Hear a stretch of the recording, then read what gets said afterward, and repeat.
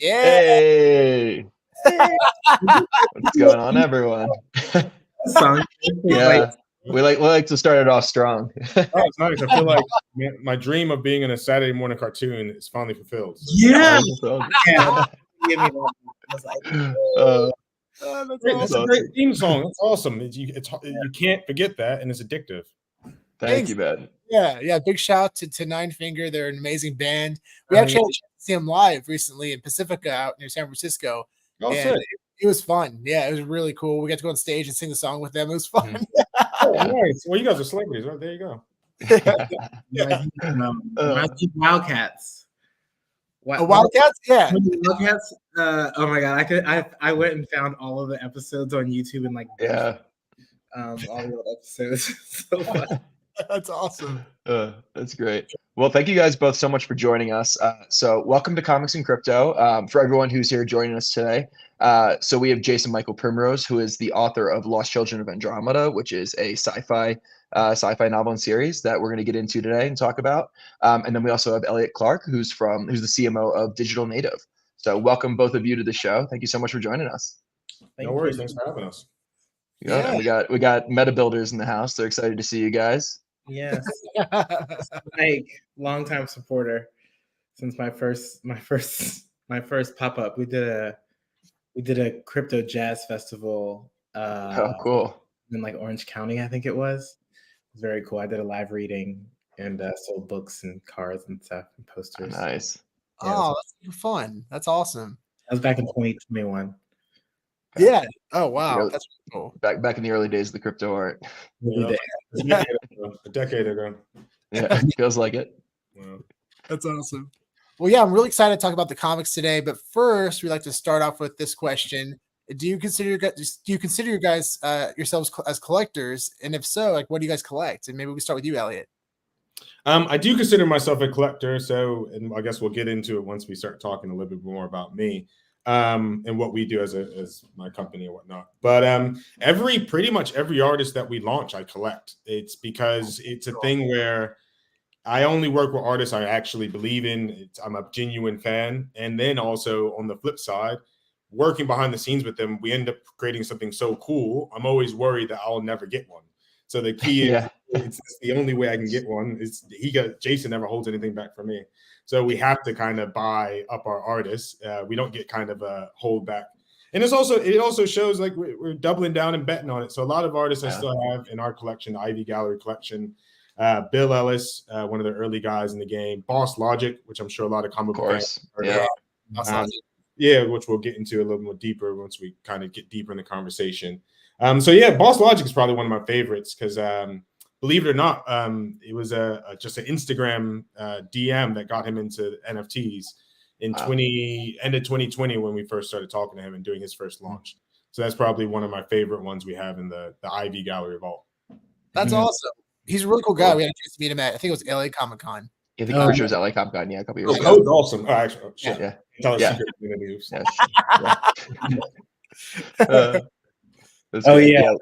The no doxing. Of course not. It's definitely not a live stream. We definitely can't run that back. So never mind, no one knows who he is.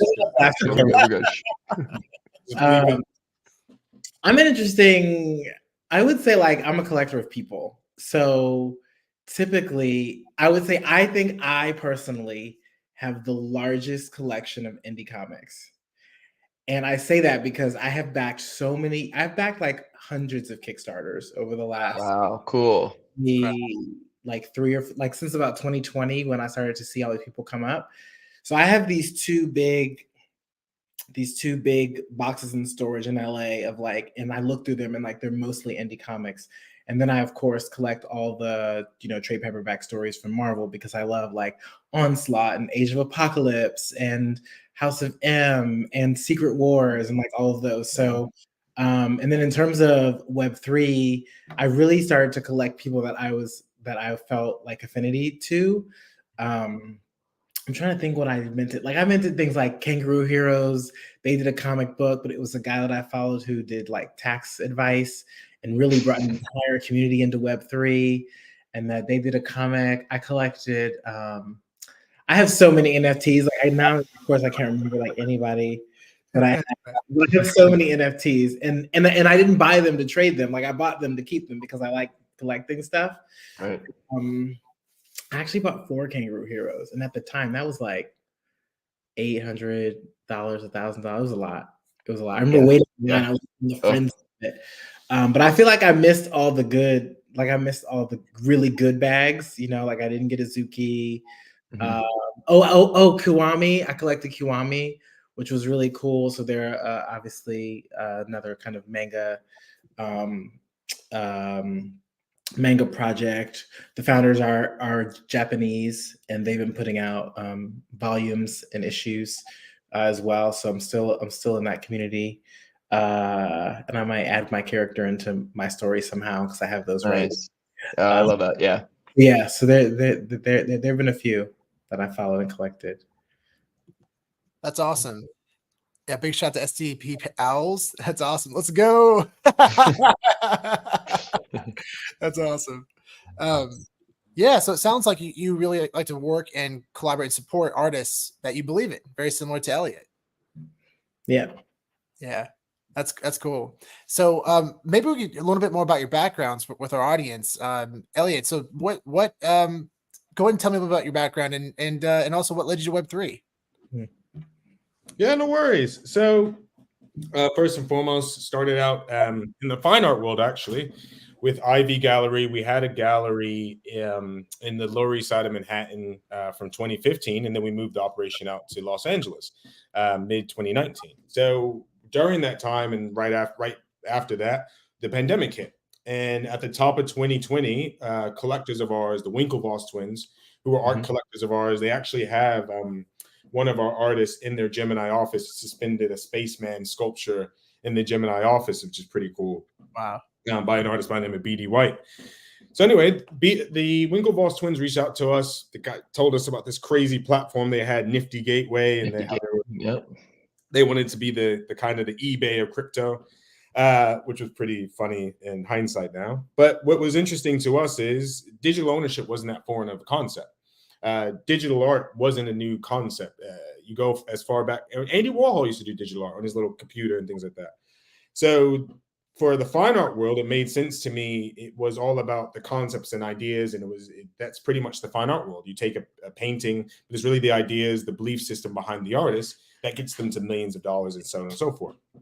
So early days on Nifty Gateway, we started plugging in a lot of fine artists. And then towards the end of 2020, once we kind of started getting our feet wet, we started looking alternatively at digital illustrators and IPs as well. So what happened next was we launched a guy by the name of Beeplecrap. We did his first drop on Nifty Gateway. Obviously, I don't need to say any more about that. The rest is history on that one. And then following that up with guys like Boss Logic, bringing him into the space, taking his his secret sauce is, that fan casting and that fan engagement. So we did our first drop with him on Nifty Gateway, which led to a collaboration with Shakira, a collaboration with Snoop Dogg. We launched the first film project as an NFT, 18 and over, with which Jason came to the premiere of that, with Ashley Benson, Paris Hilton, Pamela Anderson, G-Eazy was in the film as well. So that led them to getting a streaming deal, actually. We also dabble now. We have a ticketing company, NFT Tix, which has been doing really, really well with blockchain ticketing. So for us, we went from a fine art gallery, IV gallery, to digital native, which is our more kind of digital arm, helping artists and creators such as Jason with Lost Children of Andromeda, and giving people value in the Web3 space, not kind of a JPEG and a promise.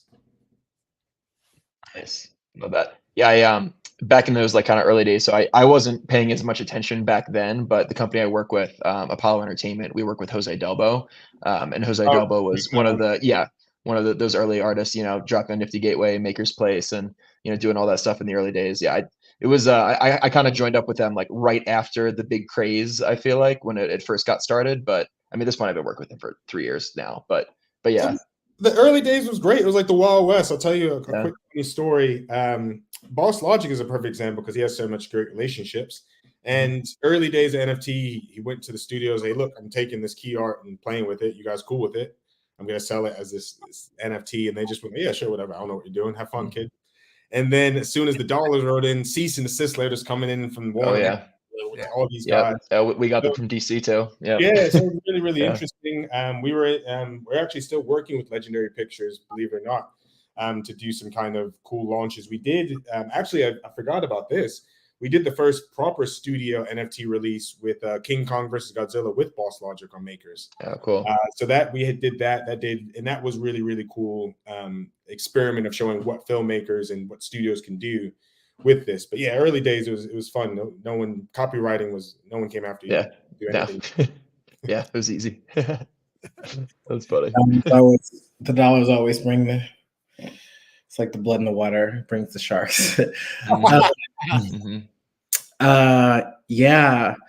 I guess my background, let's see, I spent 12 years in like influencer marketing, experience marketing. So I spent a lot of time helping brands create experiences for consumers, influencers, and like have them learn how to talk about that online through Twitter, Instagram, YouTube, stuff like that.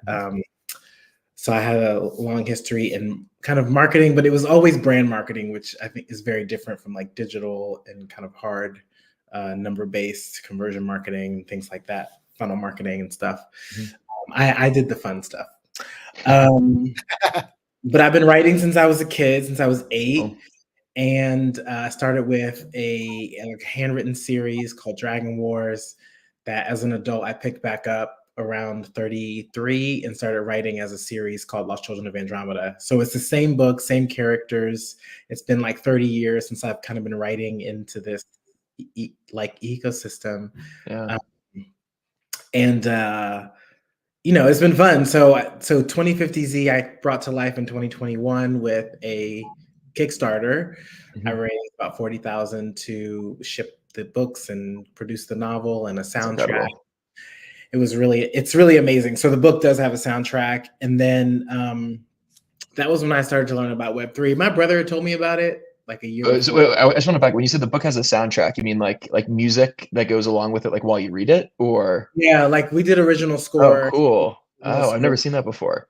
Yeah, so you can listen to it while it's not as long as the book. The book's right.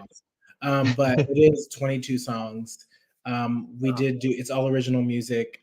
I wrote some songs. We had like 6 different performing artists sing on the track.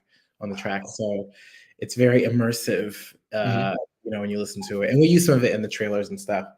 So I wanted to have it be like like an all-inclusive experience. So what got me into Web3 was actually interesting because I've been trying to solve for this, the challenge of independent authors or artists in comics, getting people to read and engage with their content. And so I thought about this kind of gamified reading ecosystem where if you read, you would earn objects from the world. And I thought about things like Harry Potter or Hunger Games or Percy Jackson, where you could earn things that were important to those characters for yourself and then trade those in for experiences, tickets, secret content, things like that. So I built this whole ecosystem, and then I started pitching it out to people, just anyone who would listen, really. And I ended up getting connected to Beatstyle, who was most notably known for like their work with Nine Cat and Snoop Dogg, and they've done a lot of releases like that. And they really loved the idea. So we had endeavored to build this read to earn ecosystem. That's still in my mind. And we started to figure out how to bring to life some of the elements of the world through Web3. So that's been my journey so far. Where we are now, though, is in the reality of that consumer product relationship or that fan product relationship, and really reinstilling the trust that I think has been missing in the Web3 ecosystem by actually giving people something physical for the digital thing that they purchase. I think we need to build that back up so that people will again trust the value of a digital asset that's not backed by a large brand like World of Women or Azuki or Ether or Bored Ape Yacht Club or any of those things. So when we came to this idea with Makers, which we can talk about later, It was really about like giving the audience like both things that they want, right? The collector's item in the digital sense, and then this kind of like physical special piece that they won't get anywhere else. So yeah, Web3. Web3. What really drew me to Web3 was the technology, was the ability to. I was likening it to like Book It, where you could read and earn pizza. So I was like, can we use blockchain to create a system where you would read, mint, redeem? So that was like the idea. So yeah, that's why I thought Web3 would be cool. So I mean, I love to read all the time anyway. So I mean, if I could make a little bit on the reading that I'm going to do on my free time that I'd be doing, I'll take it. I'll take it. To hear more Yeah. about this reading and getting free pizza. What is this? Yeah. It was a program that Pizza Hut actually owned and deployed. So it was a gimmick to get kids addicted to pizza, I'm sure. But but if you read like books They're that, really smart, but a lot of people. yeah, I'm really smart, but I'm like, Yeah. if you read 5 books in a month and you got all the stars checked off, you could take it was a bookmark and they had stars at the bottom, and you get stickers from your teacher that show that you read the books. Take it to a Pizza Hut and they would give you a free personal pan pizza. Nice. And the Pizza Hut crust was like to die for. So Yeah. Hey, you're making me hungry. I haven't had pizza Hut in a minute. If you read a book, he'll send you a pizza. I would Right, yeah. read 2050. Good deal. Good deal. Hi. That's awesome. So yeah, I mean, I think let's talk about the comic book. So I guess question is like, how does the comic book connect to the story that you've written? What was the inspiration for doing a comic book specifically for as the medium to show off what you guys are working on? The comic book is a prequel to the novel. Pretty cool. It is a highly digestible, action-packed 37 black and white pages that when you read that, it'll make you want to know where this main character, Alistair, like where the rest of his journey continues, which happens in the novel. I wanted a visual medium. I wanted something visual. I wanted something digestible. I wanted something that would be like exciting. And I think prologues are cool because they really do have a beginning, middle, and end. They're their own mini stories. And so I thought that this would be like a really good way to introduce people to the characters with these origin stories. So we're doing a series of origin stories. This is the first one featuring Alistair, which I have. This is not the one that we're actually doing through Makers. The Makers one will be a foil cover, special foil cover. Oh, cool. Nice. But yeah, this is the you can see like the art. Yeah, I was gonna say who's the artist, because it's like very like a kind of like hyper realistic art style that's really cool and kind of unique in comics. Alexis Vasquez is the artist. He's from Peru. Yeah. Cool. So in terms of and that's how we decided we wanted to kind of bring it to life. There's different covers. There's this black and white one. There's also a color version as well. Color cover, still black and white interior, to be clear. But yeah, what was the second part of the question? I think you covered it. Yeah, I mean, I just asked, yeah, kind of like why you went as like the comic book as like the visual medium to show it off, and right. Yeah. I love comics. I love comics so much. Like, I read a lot of books, Chronicles of Narnia. I read, A Wrinkle in Time, like all the classics. I read Neil Gaiman, American Gods, all that stuff. Read it. But I was a Marvel Comics nut. I mean, I had everything. And I've read so many of those stories. I drew comics as a kid. So I just felt like there was something there that was also native to me, just like writing novels. And I wanted to explore it and just have fun. Awesome. So I wanted to show off the drop page a little bit. So drops tomorrow. So what time tomorrow is it going to be dropping? 1 p.m. Eastern. 1 p.m. Eastern. 10 a.m. Pacific time. 10 a.m. Pacific time. Whatever other times that is around the world. Cool. So we got the covers here. So I love that you guys are doing because you're taking advantage of doing animation just because it's on the digital side. Well, that's the key. That was it was interesting to me. It's or even early days. So early days we were releasing NFTs, and obviously because no one knew what to do, we were scanning paintings and and selling them as editions. Nothing no different from a print. But that was the thing. After a while, it's the limitations for an artist in the physical world with their imaginations. They can only do so much. With this digital age, and if you're making editions of that, why not add that extra layer that you can't do when you hold a comic in your hand? You want to have that extra layer. So animating it and making it more engaging was a huge part of it, especially with Jason has such striking visuals and storytelling tools in this story. It was kind of, we would be doing a disservice not to give these covers that animated feel for people and get people excited as well. Totally. Yeah. And so these are going to be dropping for $75, right? Mm-hmm. Yeah, and so it'll be an open edition for 1 week, $75 each. So with each variant cover, so you have your black and white and the color variant. So with each of those, that will get you access, and we'll send you a digital version of the comic with your cover, as well as you'll be able to claim your physical version of the comic, as Jason was saying, with the holographic foil cover as well. So it's really what you got to look at it. What you're buying for $75 is you're getting your digital edition, your physicals limited edition, as well as a very cool your animated variant cover as well. So it's essentially a 3-for-1 deal in that one. Yeah, awesome. and obviously you all know as comic collectors too, like foil covers were like, remember Wizard had the foil covers, or that. No, you got to go all the way back to McFarlane's Spider-Man. Oh yeah, I was gonna say, or the X-Men. What was the one with Wolverine? And was it X-Men Gold and X-Men Blue? The Jim Lee one. Yeah. Where Magneto pulls out Wolverine's adamantium. Yes, the worst story of all time. Yeah, we did a foil cover for that one. Deadly Genesis reunions. I don't think it was Deadly Reunions, but it was something like that. It was Deadly Genesis. Was it? Yeah. Oh, Jason's fired. He doesn't know. I don't think it was that. I don't know. But yeah, but now that I think about it, I don't know if we should have good foil covers. That's what messed up things in the 90s. Why? Remember? Oh, no, remember? Well, I collected Pokemon cards too. Like, yeah, that's different. But yeah, so, the McFarlane covers for Image got a bit messy. Jason, I like foils. I'm not hating. I'm ready for it.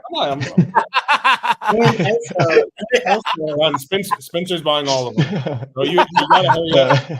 So everyone watching at home, hurry up. Tomorrow morning, Spencer's buying about 60 of them. So you really better watch out. Yeah, we're gonna run out of foil if Spencer gets on it.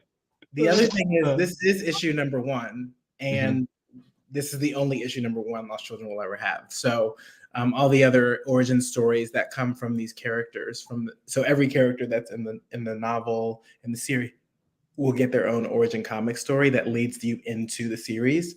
And it'll all be stuff that happened before along this kind of long timeline, pre-2052. So those will all be numbered accordingly, issue 2, issue 3, issue 4, etc. So will only be one issue 1, and the Arrival is it. It is the single most important event on Earth that kind of leads into the apocalypse. So, and then also where people, and it's everyone that's viewing obviously gets it, but this is just a new way to collect. It's the same way when digital comics became a thing. It transitioned from your pull box to Comixology now is your subscription. You subscribe, and now pull boxes are back. It's become a bit retro, as well as you look at, and something Jason was saying earlier, we saw it a lot in the space, a lot of JPEGs and a promise. It was, grab this character to this world, but there was no world. It was, and it's the reality. A lot of people bait and switched. A lot of people tapped in or were creating universes. They had no idea there was ever going to be a universe. It was just characters and put it out, and there was no real thought process. Right. What I love about Jason in Lost Children and what we've been able to do with it is, this was an IP before it became Web3. This is a book that Jason had out years prior. This is something that he had in his mind as a child. This is something just last weekend, Jason was at Comic-Con in London selling physical editions of the comic leading into the drop tomorrow. And what you're tapping into essentially is just a different way to experience fandom. So you don't only have the book, you don't only have the comic, and you don't only have the digital comic or the character cards that released earlier this year. But the biggest part of it is what you're tapping into is an actual fully formed universe, not a JPEG and a promise of something that no one's thought out. no matter what, there's a beginning, middle, and end to this story that Jason's worked out, and this is just a launching pad or a way to hop onto the trip with him. Yeah. In a very different kind of interactive way as well. Yeah. Yeah, we're a huge fan of the Phygitals, combining the physical and the digital, and using one or the other to claim or ways for them to interact between the two. So yeah, I love that you're using this approach, and I think it's a great way to attract people. But great way to attract people both from Web3, but also from just from the traditional comic space as well, or just the just traditional readership sci-fi space. So yeah, it's a no-brainer. It made sense to me that I don't understand more creators doing it, where it's a lot of times, and we see it whether it's film, music, writing, whatever. You're at the whim of these publishers, studios, whatever, because they perceive themselves as having all the power. But we've seen it with influencers. We've seen it.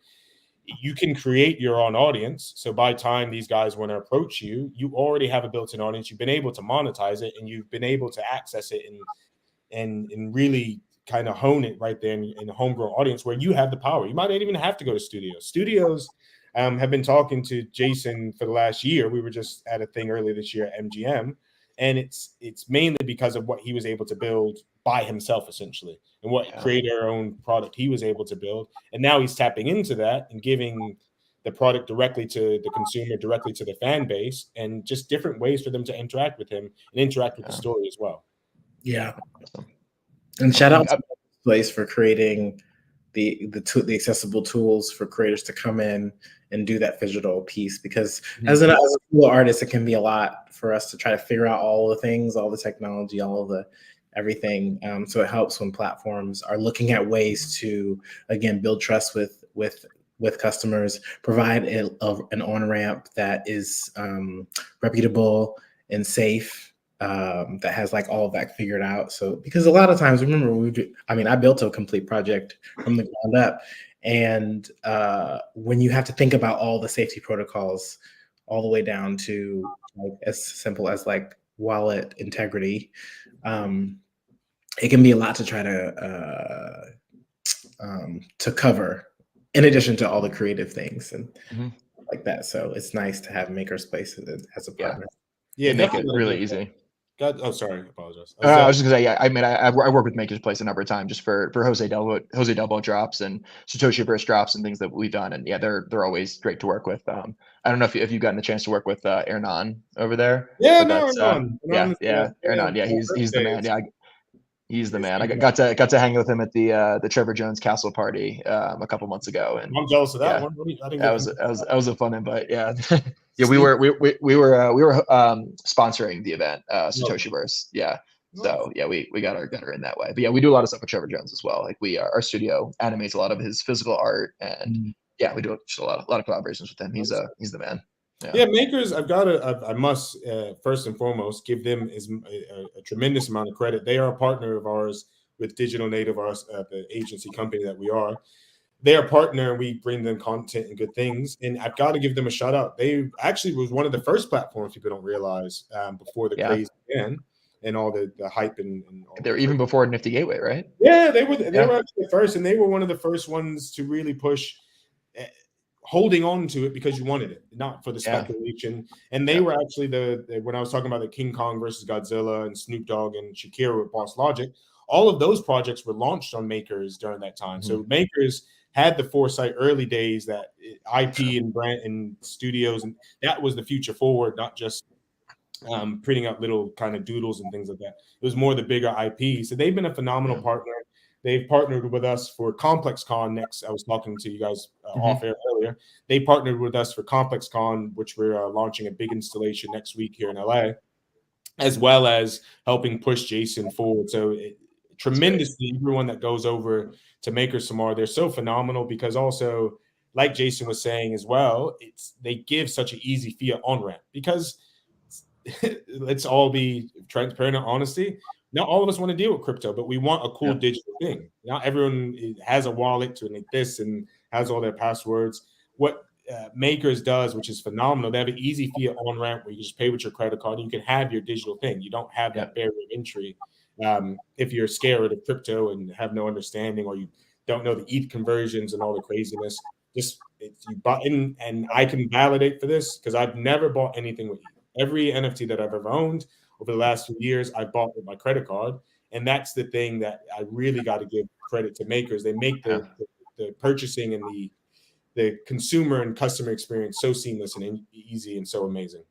And you want those points, so yeah.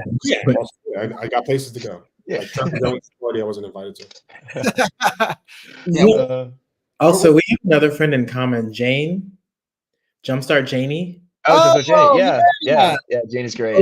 Janie's awesome. Yeah, she's amazing. She actually told me about you all before, like over the summer. We met at NFC Lisbon. Nice. And then we like clicked immediately. We're from the same area. We started. I'll have to DM her or WhatsApp her and tell her, oh my God, we're on. But yeah, she's like, I was like, actually, I reached out to them, and we're like connected through another Discord group. So she told me about you guys too, which was awesome. Oh, that's awesome. Yeah, I first met her at it was like a DC NFT event, like a BatCal event in New York at NFT NYC. And at this point, I don't know, 2.5 years ago or something like that. And I've seen her at a couple of these other, Comic-Con or other events. Yeah, she's the best. She has such great energy. Yeah, it's amazing. It's so exciting because for us, we love physical comics. That's the foundation of where we come from, but to see the quality of product that you guys are developing, especially in the digital space, man, it's exciting because you're giving opportunity to people around the world that don't have the access to. That's something else a lot of people don't really think about is accessibility. We talked about it a lot of times on our podcast, but giving the opportunity to people to own these comic books in the digital format is a really big deal. And it's so cool to see it because I have friends in different parts of the world that's really hard for them to get comics, but I've been able to send them comics digitally and they get them instantly worldwide. Like that's a game changer. Yeah. So it's so cool to see this and see such a quality product like you guys are developing. This is so fun and so exciting. Thank you. Yeah. So for everyone watching and for everybody who's watching the recorded version, the mint is going to be running until the 15th, right? At least for now. Yes, it'll be 1 week. Awesome. So running for one week. So definitely jump on a MakersPlace tomorrow, starting tomorrow. But you have a little bit of time. You got a week, thankfully, to jump in and get one. I don't know if do you guys assign edition numbers based on when you mint them? Is it like first person that mints gets number one, or is it? I believe there will be. I have sourced a numerical solution where the editions will be numbered. So I imagine that we will incorporate that into the fulfillment process, which is really exciting because none of the other books are numbered in any other form. So numbered foiled, it's like you're going to be like getting number one of issue one. Yeah, that's a really special thing. Very fun with that numbering edition in the future. We can't tell you, but your number of your issue will play a big part later for the next drop. So I can't tell you any more than that, but just keep that in mind. Your numbering edition of your physical comic, especially. Awesome. All right, that's some good alpha. But yeah, so hopefully anybody who's listening caught that and takes advantage. So, well, thank you guys both so much for joining us. Do you guys have any final thoughts before we sign off? Oh no, you got some questions in the DMs I was seeing. Or we got some. Which ones do you want to answer here? What's interesting to you? So I see is crypto regulation affecting uncertainty affecting the market is the question there.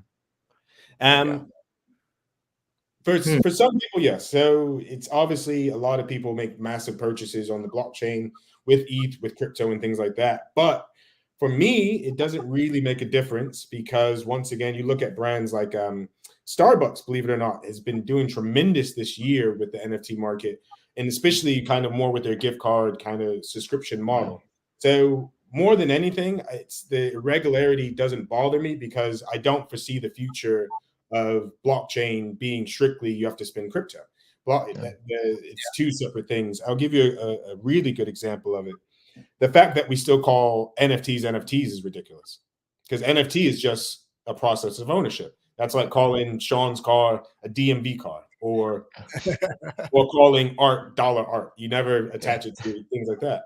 So I do see the future of blockchain and NFTs and digital ownership going forward, and I don't see crypto continuously being a ill factor, especially with a lot more cleaner blockchains and more companies integrating fiat on ramps. Yeah, and not necessarily even having to use crypto. Exactly. And then also, here's the reality: a lot of the guys who kind of made a mess of things, they were gambling with not real money.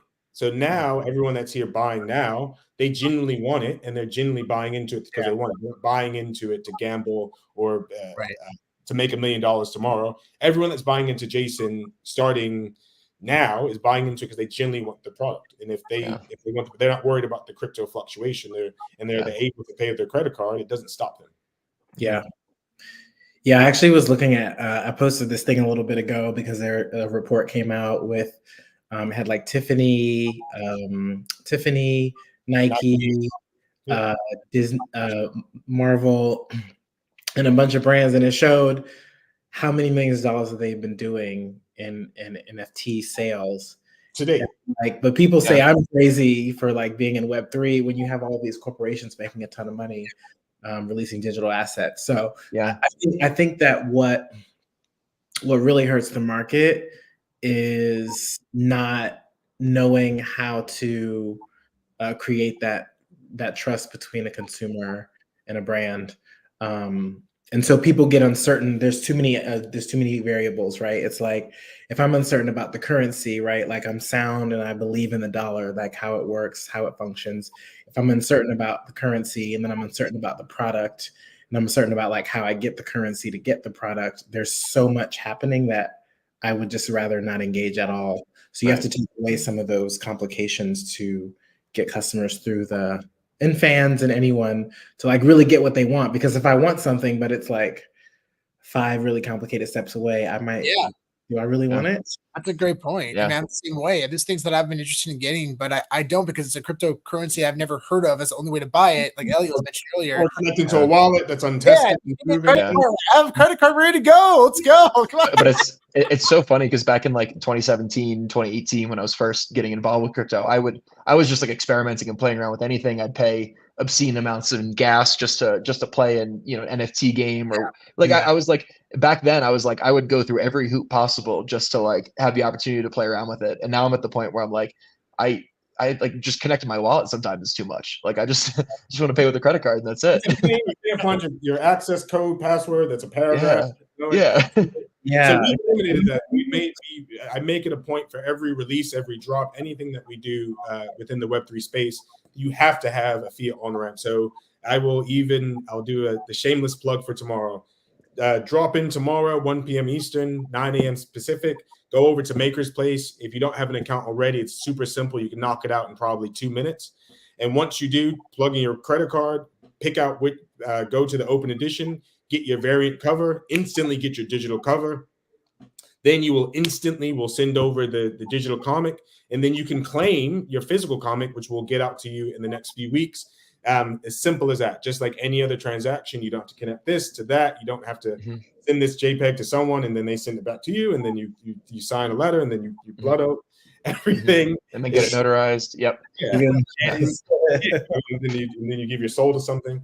Yeah. This is a very easy transaction. Truly, it is. And this is something that I've got to give credit to platforms like Nifty Gateway, like LiveArt, like MakersPlace, making that transaction very seamless. So tomorrow morning and tomorrow afternoon, when everyone logs on to MakersPlace to grab the arrival issue number 1, all you got to do is drop that credit card, and you're getting your digital cover, you're getting your digital comic, and that exclusive hologram foil cover, which we'll be showing images of in the next couple of days. Beautiful. Nice. Awesome. I'm excited about that. Did I do good, Jason? Jason doesn't pay me unless I quite that the was salesman. Great. That was great. I'm not really a great salesman. And to Elliot's point, I have a lot of people from the traditional space. So I'm like, look, if it's going to be confusing, I don't want to launch it because there will be, what do we do? What do I do? How do I get it here and there and everywhere? So I love the simplicity of it all. But between you and Meta Builders, I think you guys are good on sales. You got people hyping it up. Well, we're worried about you, Spencer. You're just gonna buy everything tomorrow. Spencer's buying the first 35 issues. At least don't get in my way. And then I'm gonna see him on the eBay. I'm gonna see him on eBay. What the hell is this guy doing? Yeah, I'll be putting up eBay IOUs before they're even in my hands. Wait until we sign the deal for the adaptation or the animation. The first look on the animation comes out. Nice. Yeah. Nice. Yeah. We're working on that. Were there any more questions? I don't think so. Yeah, I think that's it. It's been so great having both of you on here. We'll definitely have to have you on again at some point, especially as the project progresses and you guys have more releases coming out. But yeah, really excited for the release tomorrow. Definitely gonna be picking up an issue. And yeah, if you guys have any final thoughts, I think we'll close out. But also you can follow definitely Jason and Lost Children of Andromeda. I don't think Elliot. I don't think I have your information, unfortunately, in the description below. But we have links for the other two right below, so make sure you give them a follow. We'll change that. Yeah, we'll change it. We'll add you in there. Away. I think I did. I put a tweet out, so I'm sure I'll send it to you guys afterwards. Yeah, perfect. Right. Cool. Awesome. Cool. I also need to send you guys because we want to do the giveaway. Yeah. Yes, and we're gonna do a giveaway. Yes. Awesome. We're gonna give away an Alistair Adams character card, Cosmic, which is the rarest. We're gonna give away a Sync watch, and we're giving away a digital comic and a foil comic. Amazing. Yes. Yeah. So yeah, look out on the Comics and Crypto Twitter later today, and we'll have that posted soon. Amazing. Thank you so much, guys. Appreciate the time. Thank you. This was fun. I want to guys. just nerd out about comics and old TV shows. I also just watched Castlevania. I just binged all of Oh, nice. the season of Nocturne and was just like, oh my god. I mean, That's one I've been meaning to do. I haven't gotten a chance to do that one. Yeah. Really good. Watch the season finale of Gen V. Getting into Invincible season 2. Nice. Super Stop excited. watching- Jason, stop Yeah, I'm watching so stuff excited for tonight. that. With Jason, you need to stop watching stuff. We need more comics. I know. I mean, one thing He needs inspiration. It explains a lot. Explains a lot. those fight scenes in Castlevania. Oh my gosh, they're You know what's better fight scenes? Lost Children. I do have great. I have been told that. Well, thank you all. Love it. Thank you, Thank you Jason. so much, guys. Everyone for joining. We'll see you on the next one. Thanks so much. Yeah, everyone. take care, everyone.